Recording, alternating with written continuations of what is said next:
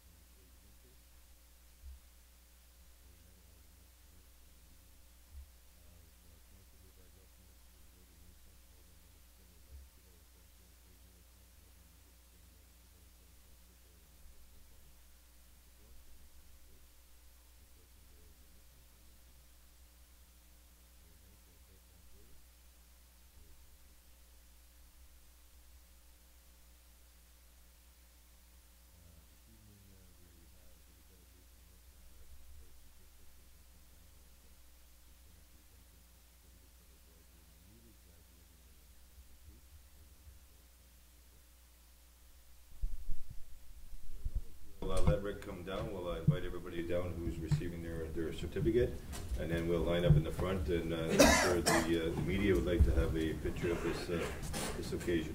So thank you. Thank you, Your Worship. Before we get into the presentation of the certificates, a couple of unusual points that we have this year. This year in our graduating class of 6 people, we have 2 married couples that have graduated together, and I think it's a great honor and a testimony to our community that these 2 couples have chosen to both embark on a career in the fire service here in Marathon.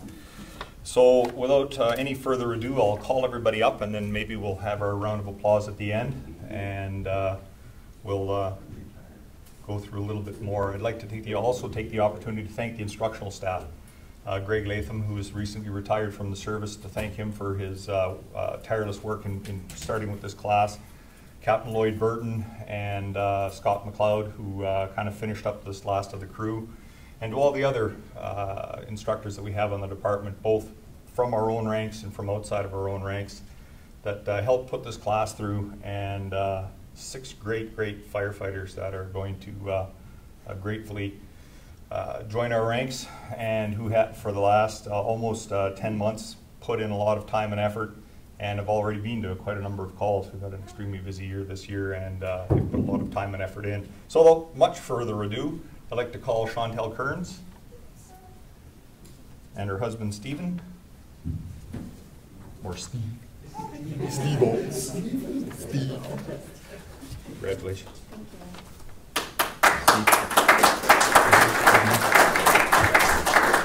Al and Stephanie Johns. Hey there, I got a picture.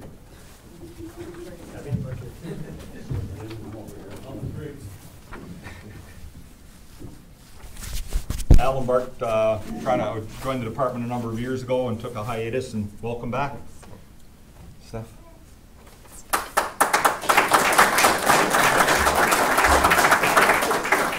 Charlotte Wheeler. Where are you, Charlotte?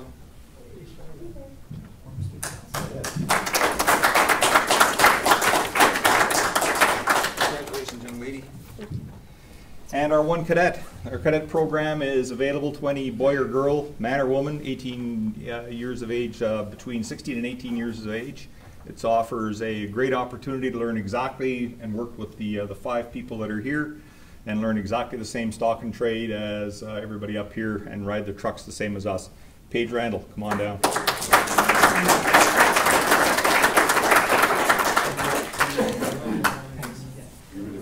Ladies and gentlemen, your graduation class of 2017.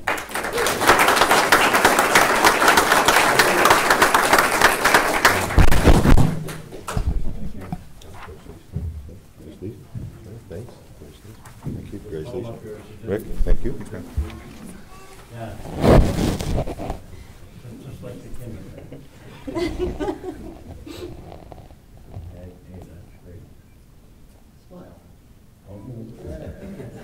Exactly 2 more. Hold on, I gotta wait there. There's one more. Just, there's a reason for that.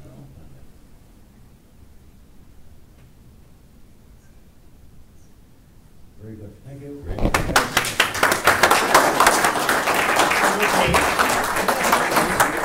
Charlotte, I was saying that's a former student counselor. That's awesome.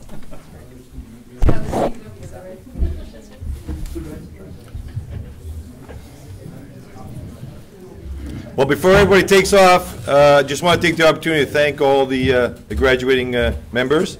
And of course, Marathon is very lucky in regards to having an excellent EMS service and provides the service and protection for our residents in Marathon. So once again, thank you on behalf of Council and all of the residents in Marathon.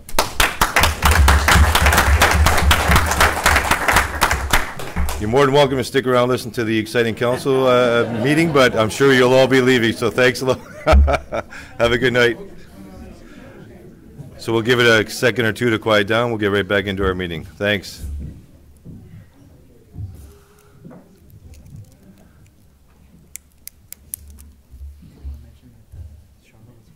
Sure. Yep. Yeah, I got that under student council. So I'll just make mention of Charlotte as well.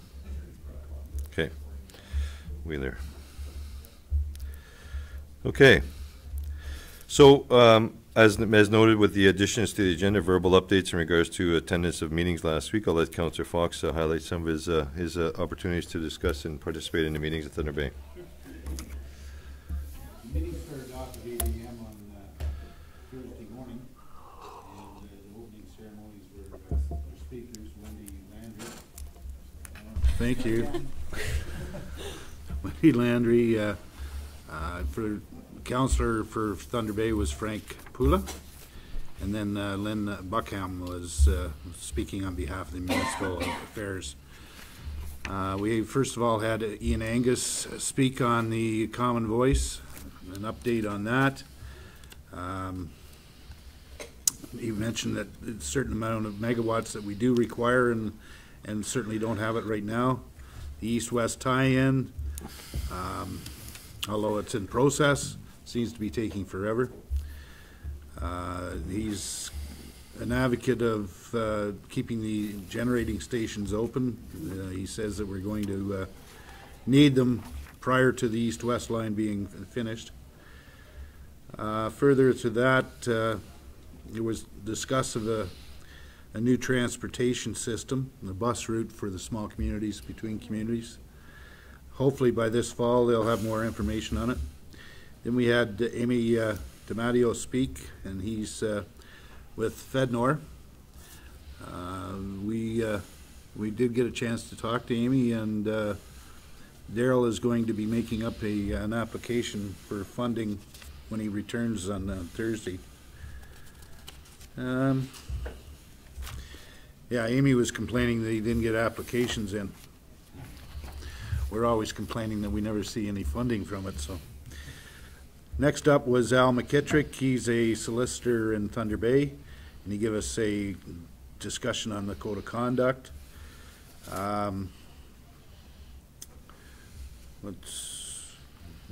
We had Laura Pettengrew. The whole thing was based on codes of conduct, the entire meeting, really. She's from the Ombudsman's office, and she was going through the process of how to use and select ombudsmans. We did make it a point, because we weren't too sure in the meeting whether or not we were required to have one. When the question was asked, did any communities have one? Not one community had one. So if we run into that situation, it will be trying to select somebody, not necessarily from the community. Most qualified person we can find would be using. From there, we had David, I'll just leave his name. It's a different name.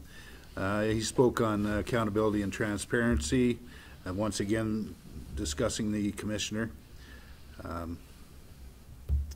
Moving on to, we had breakout sessions.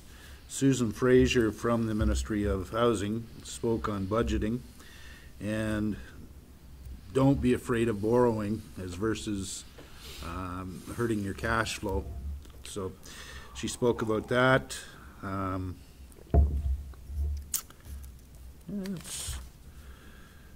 Then of course we had Bill Morrow, the MPP for Thunder Bay West. He spoke about using wood for buildings, and there's quite a few 6-story buildings going up around the metro area. I don't think he said anything was going up around Thunder Bay, did he? No, I didn't think so. And then of course we had Michael Gravel, and then both Bill and Michael give out an award to Bob Krause for 25 years of service. That's pretty much it. Okay, thanks for that, Councillor Fox. Councillor Fox covered most of the agenda. There was a couple other little things in her sessions that took place in encouraging community revitalization through community involvement and improvement plans. And then, of course, community energy and exploring energy, climate change opportunities with energy plans. A funding model, there was a release of some funding dollars, great, but then there was also another release of some funding dollars for projects to be started, but you had a 40-day turnaround in regards to the application. So, I mean, it didn't make any sense, but the Minister, the energy individual who was there, didn't even have any of the background or information. So he was representing, he was speaking on behalf of the Ministry of Environment and Climate Change, and he wasn't fully up to speed on the actual presentation either, so it was kind of a little bit out of whack there. There were some great opportunities for networking as always, and as Councillor Fox indicated, a lot of it was focusing around, because this is this session is dealing with the ministries, Municipal Affairs and Housing, and Ministry of Municipal Affairs as well. They split the ministries, Ministry of Municipal Affairs, Ministry of Housing, dealing with the 2018 election coming up for municipalities, and there's going to be some changes within the Act, and of course they were highlighting some of those changes. There was also a big session on Rick would like that. He missed it, but it was in regards to the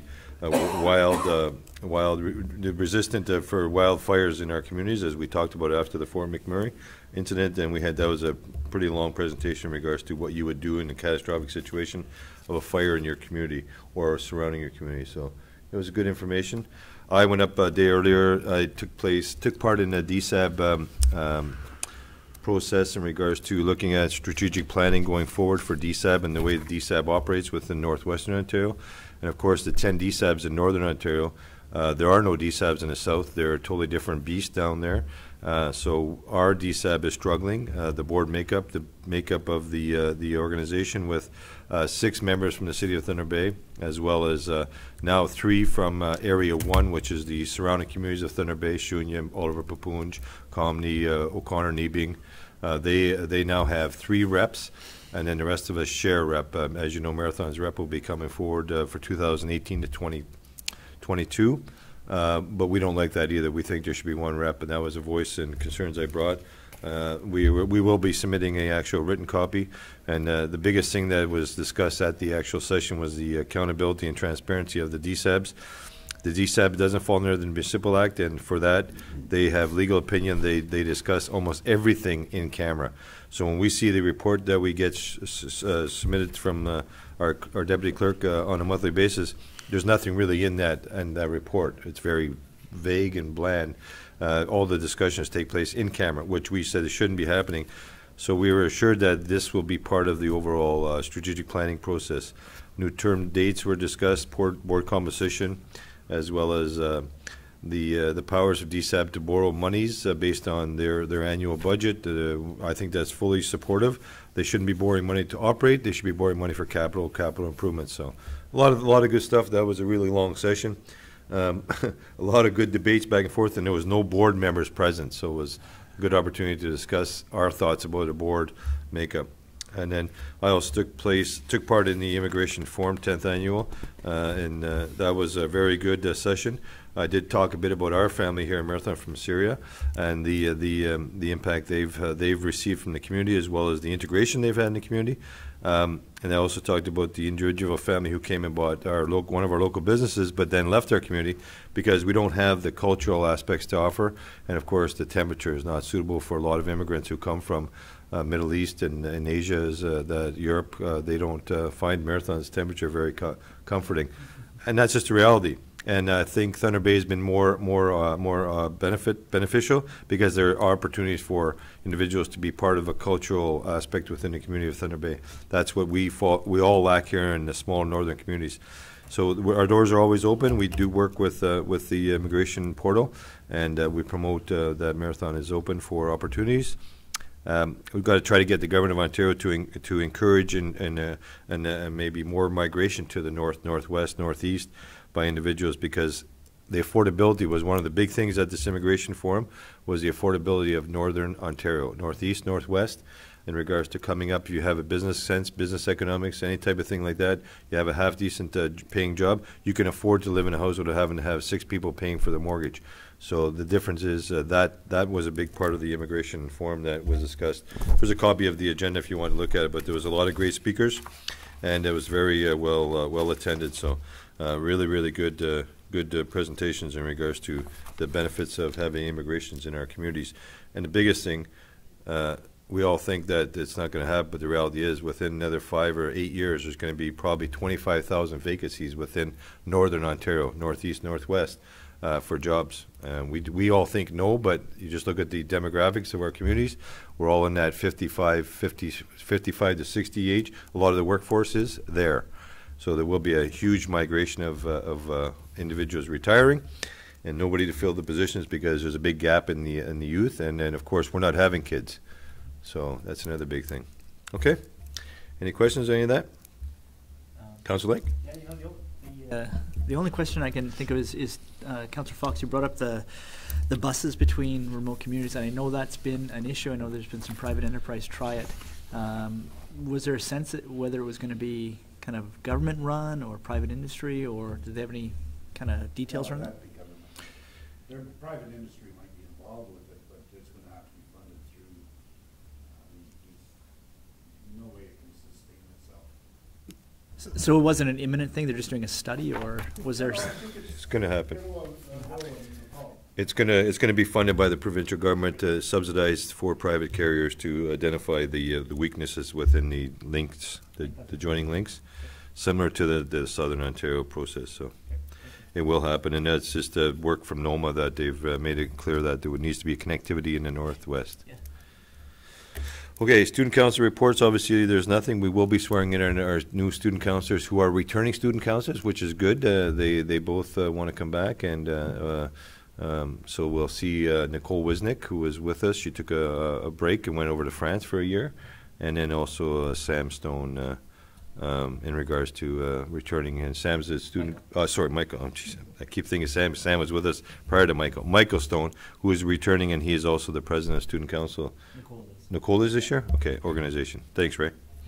Also want to make note that when we seen the individuals come up and receive their certificates, Charlotte Wheeler was one of the individuals who received their certificate for our new firefighter. Also, Charlotte was one of our one of our first student counselors here in Marathon. So that connectivity and that opportunity to learn about councils and operating in government, it's good to see that getting back involved in the community as part of the volunteerism in your community. So good for her, and thank you for that. Okay. Mr. Hishka is going to report on the derelict vehicles or surplus equipment? I shouldn't say derelict, because there is value to them. Way to sell them there. Yeah. Surplus equipment, thank you. Declaration. Good evening, Your Worship. The town of Marathon has normally sold surplus items at the annual community garage sale or by public tender process. This year, redundant equipment will be listed for sale by tender with an advertisement in the Mercury and on the town's website. Administration has compiled a list of equipment that is recommended for sale, but in order to proceed, items must first be declared surplus to the municipality's needs as per bylaw number 1822, the town's purchasing bylaw. You see I made a correction there. You have another listing. Any proceeds generated from the sale of the town items will be deposited into general revenue. Your administration recommends that council declare the attached list of equipment surplus to the municipality's needs, thereby authorizing administration to proceed with the sale of the items, and that any proceeds of the sale be deposited into general operating and reserves. Thank you for that report. I do have a motion here that council hereby accepts the attached report and recommendation and declaration of surplus equipment, and that the administration be authorized to proceed with the sale of such items, and further that the proceeds of the sale to be deposited into general operating and reserves. Moved by Councillor Fox, second by Councillor Lake. Any questions, Mr. Ishka?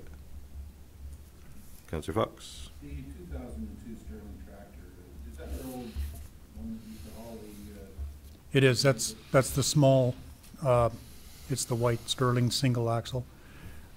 It was undersized. That's why we had to buy the Western Star, because we couldn't pull the 30-ton fully loaded trailer up the hill to the new landfill. So the Sterling was adequate when it was hauling within the waste transfer station area, and it was nice for hauling bins around town. But now that the operators got used to the Western, we don't need two vehicles, and one would be specialized just for those bins. So it was a bit of a waste.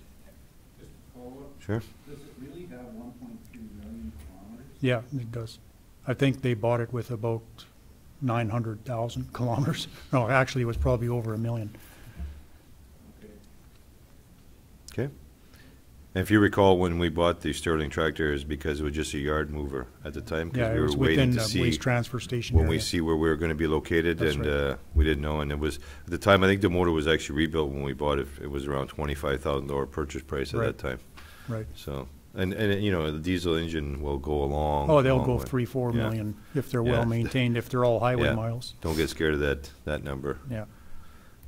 Okay, anything else? Any other questions? No? So, with the mover and seconder's permission, I'll call a question. All in favor?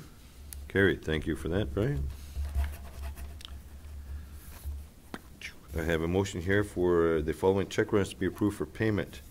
Accounts payable in the amount of $490,968.84, and payroll in the amount of $162,937.42. Moved by Councilor Lake, second by Councilor Fox. Any questions, arrows, or omissions of those check runs? Hearing none, I'll call a question. All in favor? Carry. Thank you.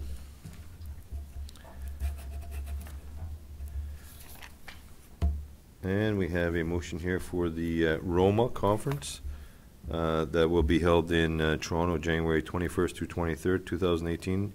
Approved for payment. I'm going to ask for this one to be tabled for now, again, because I think that NOMA didn't discuss whether or not they were attending the actual Roma or OGRA conference, and we don't know where the most ministers will be yet. That's the problem, right? So I think we'll try to find out, hopefully over the next couple of weeks, where the ministers are going to be. If they're going to be at Roma, they'll be attending Roma. If they're going to be at OGRA, we'll try to attend OGRA. We won't be going to both. We'll be doing one or the other, right? But what's the most beneficial? They're similar. They're about 3 weeks apart, so we'll just put this off till maybe the end of the month, of middle of October. Thanks. So I won't table it. I'll just ask to just be deferred till the next meeting. And of course, this one is the Thunder Bay District Municipal League coming up at the end of the month of October. That the attendance of the following individuals: Thunder Bay District Municipal League, celebrating 100 years of cooperation in the event scheduled for October 27th, 28th, 2017 in Thunder Bay be approved. This is also their AGM. And we're hoping to have multiple members from the Government of Ontario and past presidents. And we're trying to make it as best an event that we could possibly can for 100 years.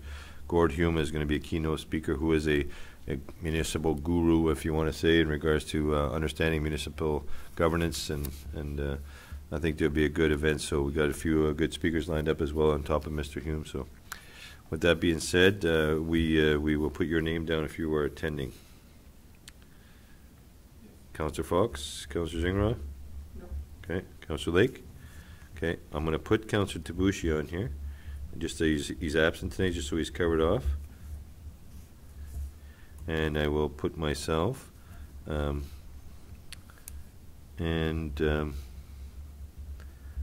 put our CAO. I'm not too sure if he will be attending. I talked to him briefly, and he wasn't sure if he would be attending, but just for coverage of travel purposes, I'll put. Do you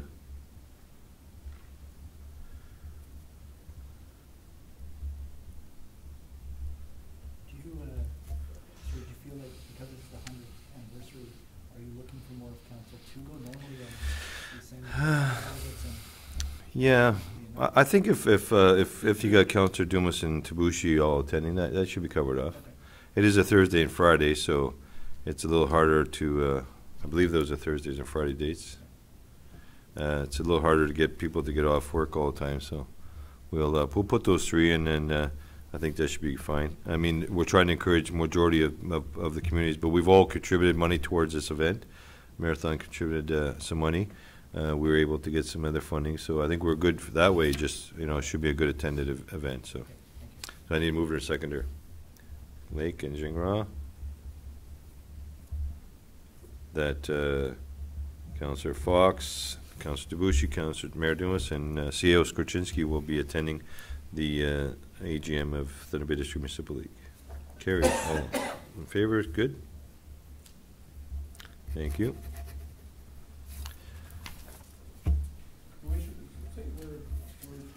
It'll be at Old Fort William.